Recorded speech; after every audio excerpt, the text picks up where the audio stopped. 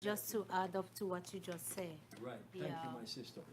My brother Dwayne, I would like maybe to hear from you a little bit about your books and the books you write, if you don't mind. I mean, commenting a little bit or talk a little bit. I mean, Yeah, most of the books I've written is on African history, African and African diaspora history, and actually, what got me, what motivated me to start writing these books is just my own experiences in school. Because I graduated high school and I realized they taught us all about European history, and I knew nothing about my own people's history, which I realized also meant I knew nothing about myself. So in researching, this history, not only was I researching and learning about my people's history, I felt like I was, finally learning about myself, and there was a lot of questions and things that I didn't know that I was finally learning, and that motivated me to, start writing the history to educate other people, because I realized if I didn't know this history and was such an awakening to finally get a hold of this history, I'm sure other people have the same experience. So I just started writing this history to get it out there, because the other issue too with African history, it's very difficult to find good sources on our history in terms of, I mean, a book. And you could it's just like an experiment you could do. Just walk into any bookstore, for example, like a Barnes and Noble, compare the section on European history to what they have in African history. So it's very difficult. So my motivation was to just read those books. I've written 17 books in total. So yeah, just kept researching and kept writing, because I wanted to get that information out there so it's available for people. Do you have a website or a Not blog a personal or website, but way to get in contact with you? Because you're live right now. There's a whole lot of people looking at you, oh, and they okay. will go right to wherever you say. I do have a Facebook page. Okay, just spell out your name and everything if you want to. I mean, Yes. it's So Dwayne Wong Omowale, Pan African Writers, the Facebook page. you're So gonna have to help yes, confuse us with that spelling. all right.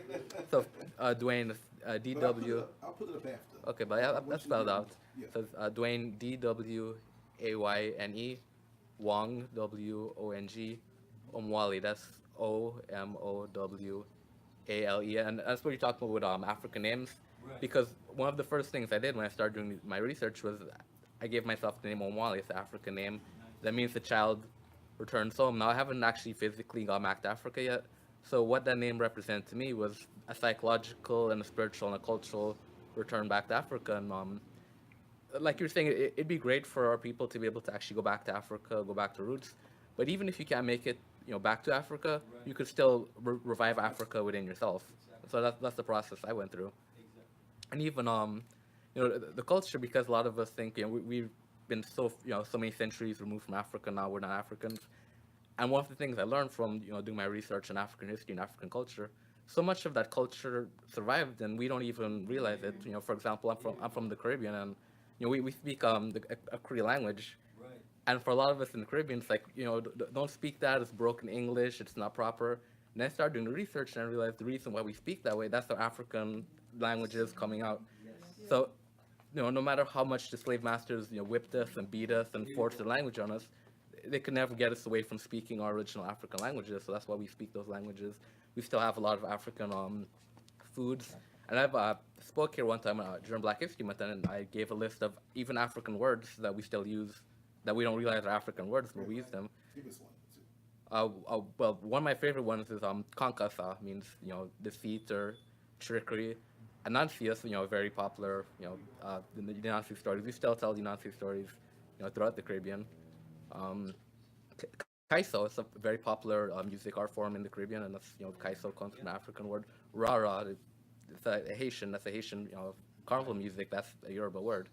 So as I'm saying, it's this is a culture. It's there, but if you don't make that connection to Africa, and if you don't study that culture and history, you won't even realize how African we still are, even though we've been removed from Africa for many centuries.